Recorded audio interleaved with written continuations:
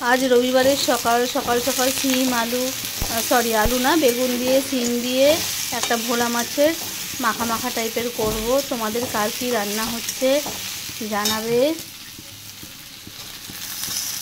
आमार मोटामुटी चलछे प्रसेस। डाल होबे, बेगुन भाजा होबे और होबे चिकेन। এই হচ্ছে আজকের মেনু। এর মধ্যে জিরে গুঁড়ো হলুদ দিয়ে দিয়েছি, রসুন বাটা দিয়েছি একটু। হয়ে গেছে আমার প্রায় ভাজা। এবারে জল দেবো, একটুখানি সর্ষে বাটা পোস্ত বাটা দেবো, দিয়ে তারপরে এখানটা মাছগুলো ভাজা মাছগুলো তুলে দেবো। যখনই মাছ দেখি আর এইরকম সিম দেখি তখন মামির কথা ভীষণ মনে পড়ে। আমার মামি সিম দিয়ে মাছের ঝাল খুব দারুণ রান্না করে। যে কোনো রান্নাই খুব ভালো করে, কিন্তু কিছু কিছু রান্না একদম খুবই লোভনীয়, খুবই অমৃত স্বাদ।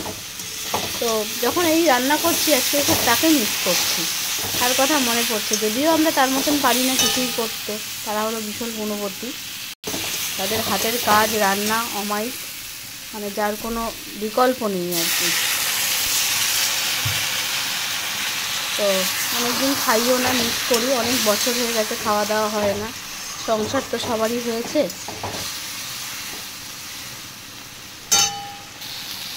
তো বন্ধুরা, তোমরা কার বাড়িতে আজকে কী রান্না হচ্ছে? আজকে সানডে মানেই তো চিকেন মাটন, তাই না? চিকেন মাটন কিছু না কিছু হবেই।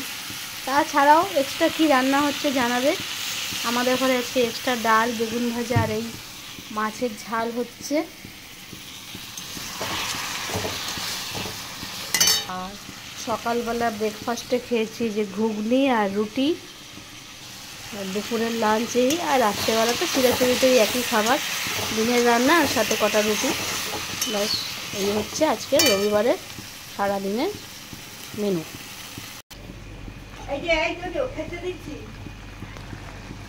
এখানে আছে সর্ষে বাটা, পোস্ত বাটা, মাছগুলো দিয়ে দিলাম।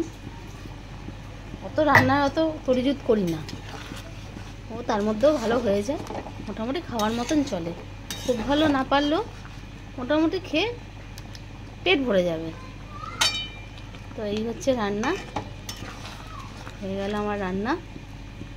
এটা ফুটলে নামিয়ে দেবো।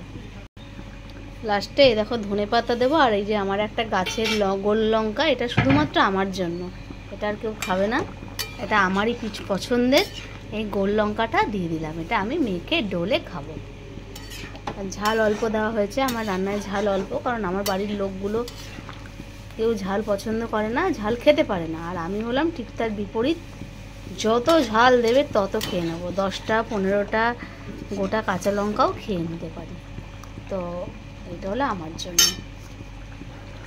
সবাই তো জানো, অনেকেই এরকমভাবে রান্না করো। আর নুন হলুদ তারপরে একটু মিষ্টি আমি অনেক কিছুর মধ্যে দেখাইনি, স্কিপ করে দিয়েছি, কারণ আমার রান্নাটা আমি কিভাবে করছি সেটা আমার দেখানোর উদ্দেশ্য নয়। আমার জাস্ট